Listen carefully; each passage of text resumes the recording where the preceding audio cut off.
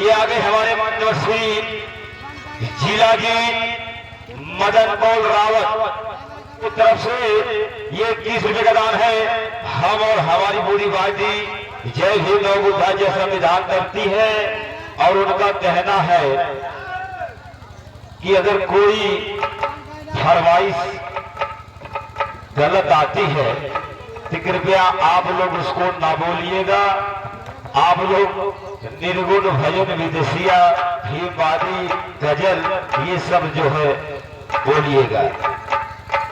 वाह दीदी कैसे है मगर हे देखा कम समय में ज्यादा काम करे का पड़ेला हो बहने कैसे बहने हमका जाए को दे रही बैठावे हो आय हाय हाय हाय हाँ बहने अवला है का ये काहे ना हो पच बाती भैया को हमार धान ला जे भेजर जा काहे है हर पान मंसूरी हो ये काहे ना हो 90 दिन में हेलो अरे तू ही 90 दिन ऐसे बाती तोहार धनवा 90 दिन है तू हम 87 देखा था। हेलो मगर ये दीदी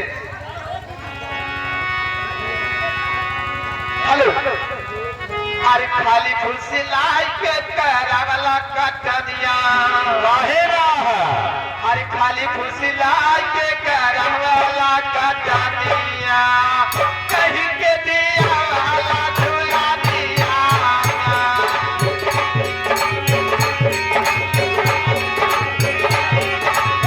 खाली फूसी लाई के करावला कटनिया हो खाली फूसी लाई के करावला कटनिया हो